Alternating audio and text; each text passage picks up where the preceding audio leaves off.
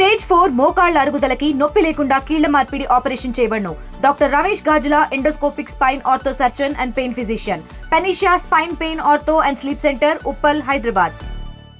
MPTC clusters meeting సంబంధించినటువంటి సమావేశాల్లో కూడా అప్పుడే ఎన్నికల ప్రచారం జోరందుకున్నట్టుగా కనిపిస్తుంది. దీనికి సంబంధించి పాలకుర్తి నియోజకవర్గంలో కూడా ప్రచారం కూడా జోరుగా సాగుతుంది. దీనికి సంబంధించి ఇప్పటికే సమాయత్తమవుతున్నటువంటి నేపథ్యంలో కూడా ఎంపీటీసీ అభ్యర్థులు కూడా ప్రతి ఒక్క పార్టీ నుంచి కూడా ఇప్పటికే సిద్ధమవుతున్నారు. తెలంగాణ రాష్ట్ర TPCC vice president Jans Reddy గారు కూడా తమ ప్రచారాన్ని జోరందుకున్నారు. అభ్యర్థులను గెలిపించడానికి కూడా క్లస్టర్స్ మీటింగ్ ఏర్పాటు చేసి ప్రతి ఒక్క విధంగా మార్గనిర్దేశం చేస్తున్నటువంటి పరిస్థితి. ప్రస్తుతానికి TPCC vice president Jans Reddy గారు మనతో ఉన్నారు. ఒక్కసారి వారి ఆలోచన విధానం ఎట్లా ఉంది, ఏ విధంగా గెలుపుకు వాళ్ళ ప్రణాళికలు ఉంటున్నాయి ఒకసారి మేడం అర్థం. నమస్తే మేడం. మేడం, ఇప్పటివరకు అయితే కార్యకర్తలలో కొంత ఉత్సాహం అయితే కనిపిస్తుంది. గత అంటే ఎన్నికలకు సంబంధించి ఈ ఎన్నికలకు సంబంధించి కూడా కొంత ప్రత్యేకంగా ఒక వ్యత్యాసం అయితే కనిపిస్తుంది. కార్యకర్తల ఆలోచన విధానం ఎట్లుంది, ఈ ప్రచారంలో పాల్గొంటుంటే మీకు ఏమనిపిస్తుంది మేడం? తప్పకుండా అండి. అంటే ఇప్పుడు మేము గ్రాస్ రూట్లో కోసమనే మేము మండల కోఆర్డినేటర్లు పెట్టడం జరిగింది. అదేవిధంగా ఎంపీటీసీ కోఆర్డినేటర్ని మరి ఒక్కొక్క గ్రామానికి ఒక్కొక్క కోఆర్డినేటర్ని పెట్టడం కూడా జరిగింది. ఎందుకంటే మన పథకాలన్నీ కూడా మన కాంగ్రెస్ పార్టీ ఇచ్చే పథకాలన్నీ కూడా తప్పకుండా గడప గడపకి పోవాలని మరి ఇప్పుడు ఇవన్నీ చేయాలి. కోఆర్డినేషన్ కూడా కొన్ని దగ్గర గ్రామ పార్టీ అధ్యక్షులతోటి కానీ మరి అక్కడ ఉన్న లోకల్ నాయకులతోటి కానీ కోఆర్డినేషన్ అనేది కొంచెం ల్యాక్ అయింది. సో దాని ద్వారా కూడా ఇప్పుడు కోఆర్డినేషన్ మెయిన్గా ఇప్పుడు రాబోయే స్థానిక ఎలక్షన్స్లో కోఆర్డినేషన్ చేస్తేనే మనకు పార్టీ గట్టిగా ఉంటుంది. మన పార్టీని కూడా మనం బలపరచుకోవాలనే ఉద్దేశంతో ఈ కోఆర్డినేటర్ల మీటింగ్ అనేది ప్రతి ఒక్క గ్రామాల్లో పెట్టడం జరుగుతుంది. మేడం, గత ఎన్నికల్లో మీరు యశస్విని రెడ్డి గారు ఎమ్మెల్యేగా ఉన్నప్పుడు 50,000 పైచీలకు మెజార్టీతో గెలిచినటువంటి నేపథ్యంలో అట్లాంటి పరిస్థితులు మళ్ళీ ఉన్నాయా ఇప్పుడు మీకు ఈ వాతావరణం చూస్తుంటే? తప్పకుండా అండి. మీకు ఏమైనా డౌటా? ఎందుకంటే ఇంతమంది జనాలను చూసిన తర్వాత, ఇంతమంది మా నాయకులను చూసిన తర్వాత డౌటే లేదు అందుట్లో. సో తప్పకుండా ప్రతి ఒక్క ఎంపీటీసీ, ప్రతి ఒక్క జెడ్పీటీసీ, ప్రతి ఒక్క సర్పంచ్ కూడా మా టికెటే మా గెలిపే.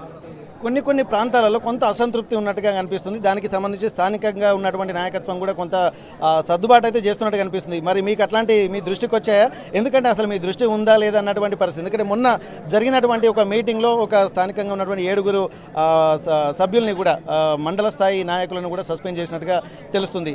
అట్లాంటిది మీకేమన్నా రాబోయే ఎన్నికల్లో ఎట్లాంటి పరిస్థితులు ఉండబోతున్నాయి? కొంత వ్యతిరేక వర్గం కూడా ఉంటున్నట్టుగా తెలుస్తుంది. దీన్ని మీరు ఎట్లా ఓవర్కమ్ చేస్తారు మీరు?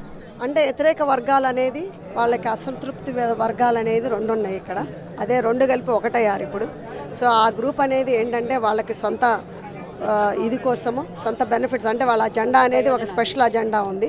వాళ్ళకి కాంగ్రెస్ జెండా కాదు, వాళ్ళకి ఒక ఇది కోసమని వాళ్ళు చెప్పినట్టే వినాలి ఎమ్మెల్యే గారు కానీ, ఇన్ఛార్జిగా నేను కానీ. సో అది అనేది కుదరదు. ఎందుకంటే మా ప్రజల నీడ్స్ ఏంటి, మా ప్రజలకు ఏం కావాలి, మా నియోజకవర్గానికి ఏమి కావాలి, పార్టీ ఏమి చెప్తుంది అనే మేము లైన్లో చేయడానికే తప్పితే ఎవరో చెప్పినట్టు చేయడానికి కాదు, లేకపోతే ఎవరో చెంచాగిరి చేయడానికి కాదు.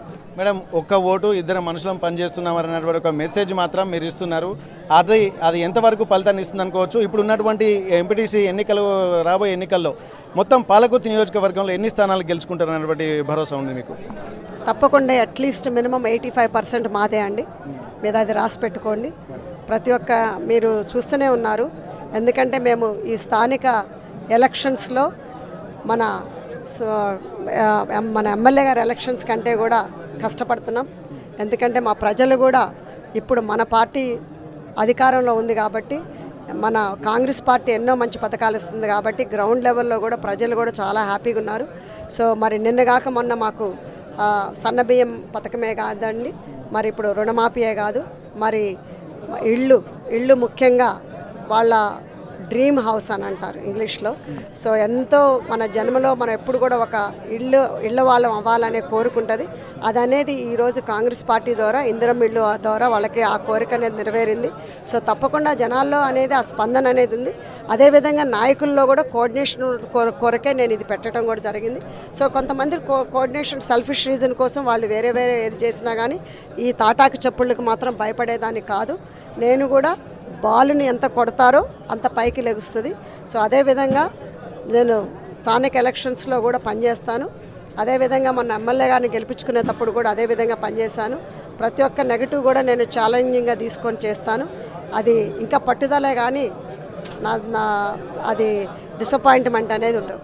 మేడం, రీసెంట్గా ఎర్రబెల్లి దయాకర్ రావు గారు పాదయాత్ర చేశారు. నీటి వనరులు సరిగా లేవు అన్నటువంటి విషయం మీద అందరికీ అంటే కాంగ్రెస్ ప్రభుత్వం వచ్చిన తర్వాత నీటి వనరులు సరిగా లేవు అన్నటువంటి ఒక మెసేజ్ అయితే తీసుకెళ్ళి దానికి సంబంధించి కూడా సమావేశాలు ఏర్పాటు చేస్తున్నారు, పాదయాత్రలు చేస్తున్నారు. దీనిపై మీ స్పందన ఏంటి?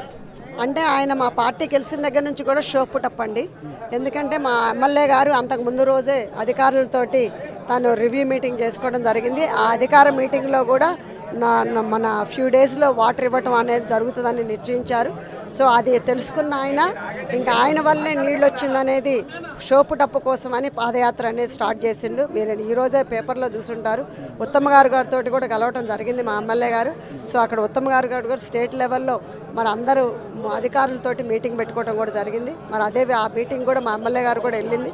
సో తప్పకుండా నీళ్లు మాత్రం తప్పకుండా ఇస్తారని ఉంది. ఆయన ఎప్పుడు కూడా ప్రతి ఒక్కటి కూడా ఆయన షో పుటప్ చేస్తాడు. మా ఎమ్మెల్యే గారు పనిచేస్తారు.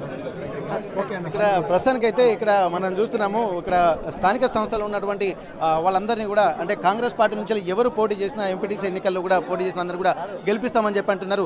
దీనికి సంబంధించి కూడా ఎవరు కొన్ని కుట్రలు కుతంత్రాలు కూడా జరుగుతూ ఉంటాయి కాబట్టి వాటన్నిటిని దృష్టిలో పెట్టుకొని కూడా ఒక సమన్వయం సాధించడం కోసం ఇక్కడ క్లస్టర్స్ మీటింగ్ ఏర్పాటు చేశామని చెప్పి అంటున్నారు. ఈ క్లస్టర్స్ మీటింగ్ సంబంధించి కూడా ప్రతి ఒక్క సమన్వయంతో ముందుకు వెళ్తామని చెప్తారు. రాబోయే ఎంపీటీసీ ఎన్నికల్లో కూడా ప్రతి దాంట్లో కూడా 80% పైగా విజయం సాధిస్తామన్నటువంటి ఒక ధీమా వ్యక్తం చేస్తున్నారు. ప్రతి సిచ్యువేషన్ ని కూడా కూలంకషంగా అబ్జర్వ్ చేస్తున్నాము. కొత్త వాళ్లను కోఆర్డినేటర్లుగా కొంతమంది నియమిస్తున్నాము. పాత వాళ్ళు ఉన్నటువంటి వాళ్ళందరినీ కూడా కవర్ చేసుకుంటూనే అందరి సమిష్టి కృషితో రాబోయే ఎన్నికల్లో విజయం సాధిస్తామన్నటువంటి ఒక ధీమా మాత్రం ఇక్కడ TPCC vice president Jhansi Reddy గారు చెప్తున్నటువంటి పరిస్థితి. పాలకుర్తి నియోజకవర్గం సోమవారం నుండి కెమెరా పర్సన్ యాకయ్యతో వెంకటరత్నం, RTV వరంగల్. తెలుగులో న్యూస్ కి ఫాస్టెస్ట్ యాప్ ఇప్పుడు టోటల్లీ న్యూ అవతార్లో జస్ట్ 5 seconds లో కంప్లీట్ న్యూస్. సోషల్ మీడియాలో ట్రెండ్స్ కి one stop solution. Live TV app voice search option తో ఇప్పుడే డౌన్లోడ్ చేయండి లేదా అప్డేట్ అయిపోండి. యాప్ లింక్ డిస్క్రిప్షన్ లో ఉంది.